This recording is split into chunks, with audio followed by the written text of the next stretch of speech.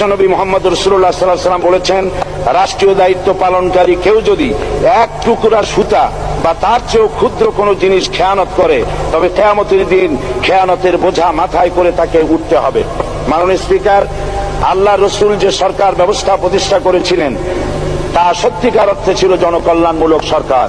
নবী করিম সাল্লাল্লাহু আলাইহি ওয়াসাল্লাম সরকারি কর্মকর্তাদের বিরুদ্ধে কোনো অভিযোগ পেলে তখনই ব্যবস্থা গ্রহণ করতেন। আইনের চোখে সবাই সমান। শাসকদের আত্মীয় স্বজন কারো পক্ষে সম্ভব ছিল না জনগণের উপরে জুলুম করা।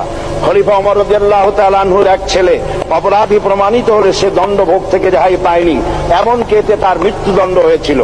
আবার খলিফা নিজেকে আইনের ঊর্ধ্বে মনে করতেন না, তাই বর্ম চুরির ঘটনা আলী রাদিয়াল্লাহু তাআলা আনহু কাজীর দরবারে সাধারণ ফরিয়াদির মতো উপস্থিত হন।